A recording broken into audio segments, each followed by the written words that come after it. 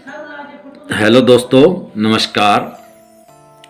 कहानी छोटी है पर संदेश बहुत अच्छा है।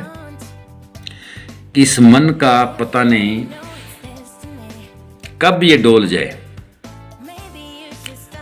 मन जो है लाख पर भी डोल सकता है और कख पर भी। कख का मतलब पैसे, एक पैसे पर भी डोल सकता है, और ना डोले तो लाख पर भी नहीं डोलता। तो एक बार एक सेठ था, रामू। तो रामू सेठ की दुकान थी बाजार के अंदर। एक उसका पड़ोसी दुकानदार था सामने, फकीर चंद।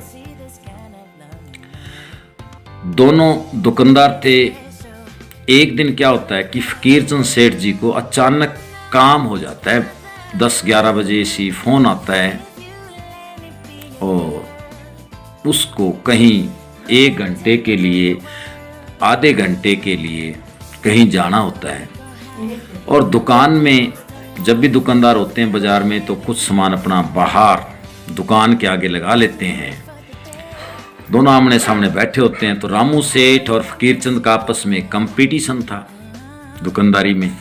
तो फकीर चंद ने सोचा भी 1 घंटे बाद तो मैं आ ही जाऊंगा, 1 घंटे में जल्दी से जल्दी कोशिश करूंगा, और अब सामान रखूंगा, 10-15 मिनट लग जाएगी, आधा घंटा लग जाएगा, फिर मैं आकर के सामान वापस निकालूंगा। क्यों न पड़ोसी रामू को कह के जाऊं कि आप मेरी दुकान की निगरानी करना। तो फकीर चंद रामू सेठ के पास जाता है। सामने दुकान होती है, आमने सामने। वो कहता है, रामू सेठ जी, मेरी जो दुकान है आप इसकी निगाह रखेंगे कि मेरे को अचानक एक फ़ोन आ गया है और रिश्तेदार आए हुए हैं घर पर। मैं 1 घंटे बाद दुकान पर वापस आ जाऊंगा। इतने को ग्राहक आए तो आप अटेंड कर लेना, और आने के बाद मेरे को बता देना, क्योंकि अब मैं सामान रखूंगा फिर वापस निकालूंगा तो टाइम बहुत ज़्यादा लग जाएगा, दूसरा मैं पहुंच नहीं पाऊंगा, और रिश्तेदारों ने वापस जाना भी है, इसलिए मैं उनको चाय पिलाते ही वापस आ जाऊंगा। ये कहकर रामू ने कहा, कोई बात नहीं भाई साहब, पड़ोसी हैं आप दोनों, और पड़ोसी नेड़े और पाई दूर, तो भाई पड़ोसी कब काम आएगा, कोई बात नहीं। तो ज्यों ही फकीर चंद अपने रिश्तेदार के पास पहुंचा, घर में चाय पी, और पीछे से रामू जो सेठ जी थे, जो दुकान की निगाह के लिए बिठाए गए थे, वो दुकान की तरफ रुखाड़े की दृष्टि से बैठे थे।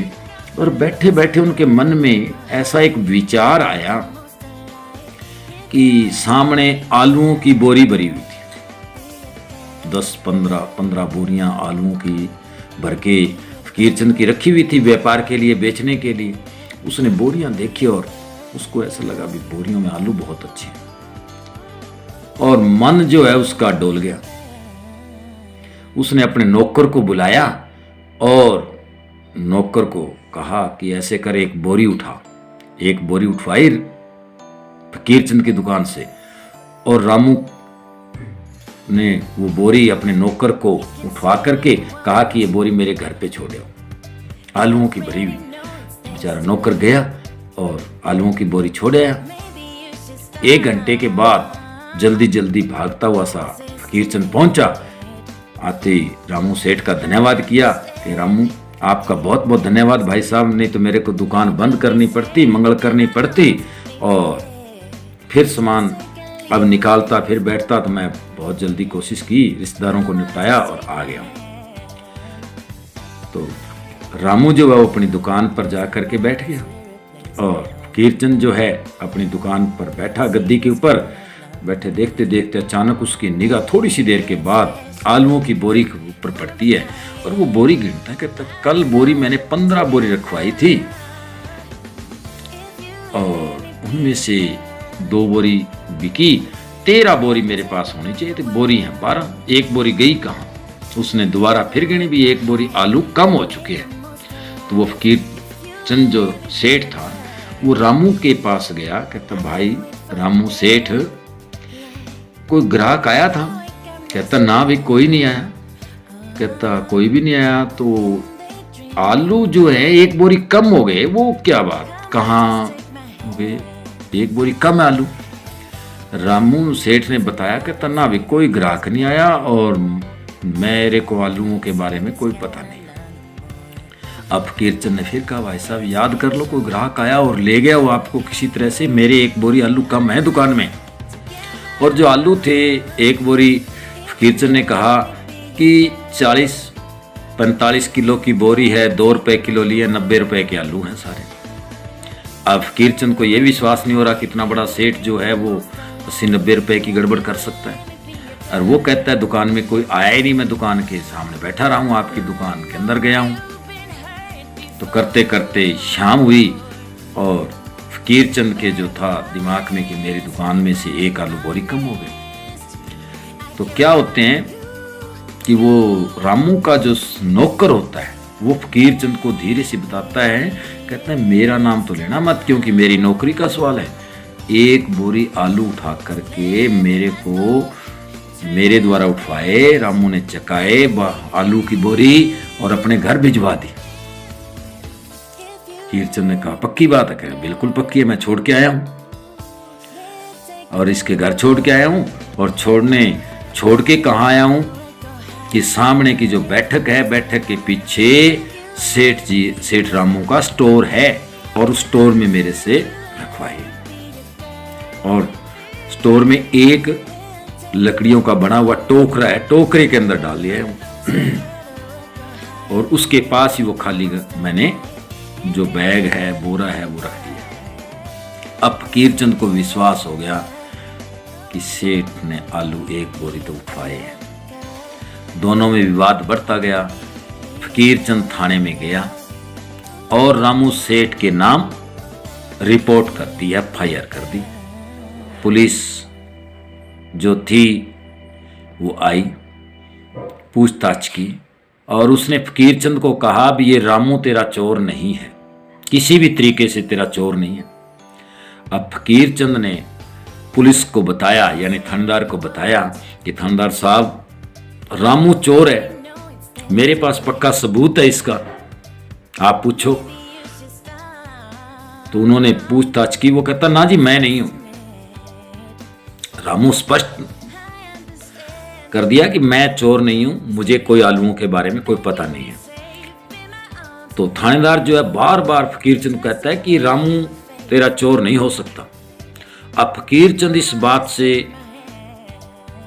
खिन्न था कि थानेदार जो है वो रामू का पक्ष ले रहा है, पर क्यों ले रहा है, वो इस पे दबाव क्यों नहीं बना रहा। तो फकीरचंद ने थानेदार को कहा कि रामू मेरा चोर है, मेरे पास सबूत है। थानेदार कहता है ये तेरा चोर नहीं है, मैं आपको गारंटी दिलवाता हूँ। आलू जो हैं 80-90 रुपए के आलू हैं, 50 रुपए के आलू हो सकते हैं, इसके लिए रामू तेरा चोर नहीं हो सकता। रामू एक बहुत ही अच्छा नामी सेठ है, ईमानदार सेठ है, अच्छे आदमियों में इसका नाम है, ये तेरा चोर नहीं है। और फकीरचंद आपको कोई गलत फहमी होगी है, इसलिए आप अपनी रिपोर्ट जो वापस ले लें। अब फकीरचंद कहने लगा, कहता थानेदार साहब मेरे पास इसके सबूत है। थानेदार ने कहा बताओ आपके पास कोई सबूत है तो बताओ मुझे, क्योंकि पुलिस की भाषा ही ऐसी होती है। तो फकीरचंद ने कहा अभी इसका जो नौकर है उसको बुलाया जाए। और नौकर को जो ही बुलाने का नाम लिया कि रामू सेठ के पैरों के नीचे से मिट्टी निकल गई। रामू ने थानेदार को बताया, दोनों इकट्ठे हुए। थानेदार को धीरे से कहा भी चोर तो मैं हूं, आलू तो मैंने उठवाए और नौकर के माध्यम से उठाए थे और नौकर मेरे घर छोड़ आया आलू तो। अब फकीरचंद थानेदार साहब को बोला, कहता थानेदार साहब आप कह रहे थे ना भी ये चोर नहीं है, चोर नहीं है, ये तो नामी सेठ है, ईमानदार आदमी है। तो थानेदार साहब ने बताया, कहता भी मैं ठीक कह रहा था, आपके तो ये आलू है 100 रुपए के। और एक बार क्या होता है कि रामू सेठ को गहनों की एक पोटली मिलती है छोटी सी, जिसमें आभूषण होते हैं, और रामू वो आभूषण सारे लेकर के मेरे पास आते हैं और मुझे कहता है कि ये किसी की लड़की की शादी होगी और वो शादी में गहने बनवाए होंगे और सुनार से लेकर के घर जा रहा है और रास्ते में गिर गई है तो अनक हो जाएगा। उस बेटी के बाप के साथ क्या गुजरेगी जिसने सारी उम्र थोड़ी थोड़ी मेहनत करके लड़की की शादी के लिए आभूषणों के पैसे इकट्ठे किए हैं, और आज यदि ये नहीं मिले तो उस आदमी के साथ क्या बीतेगी। इसलिए उस आदमी तक ये गहने पहुंचने हैं। तो कुछ समय के बाद ज्यों ही जिसका जो सोने के आभूषण गुम हुए थे वो एफआईआर दर्ज कराने आया, रिपोर्ट कराने आया, तो उसने बताया भी ये इस तरह पोटली के अंदर है, और मैंने उसको पोटली दिखाई तो वो मान गया, कहते यही है। तो मैंने रामू सेठ को मिलाया।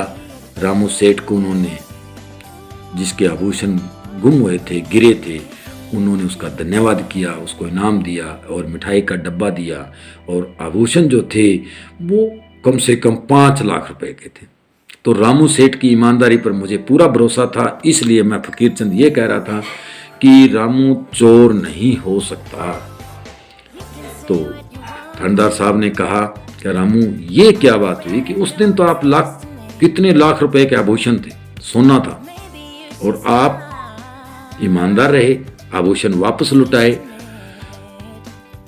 तो रामू सेठ ने कहा कि हे साहब, उस दिन मैं गुरुद्वारे से पूजा पाठ करके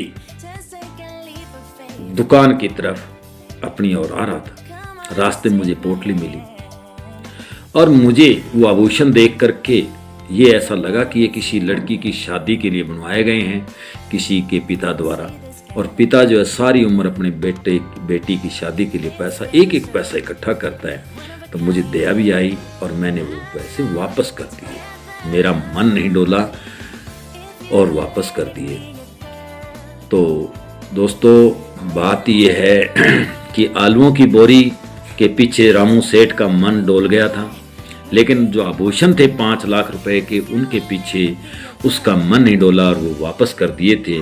तो इसलिए कहते हैं कि मन का पता नहीं ये कब डोल जाए। मन को नियंत्रण रखने के लिए तो बहुत ही सावधान रहना पड़ता है। ये तो बड़े बड़े जो ऋषि मुनि हैं धार्मिक प्रवृत्ति के, उनका भी डोल जाता है।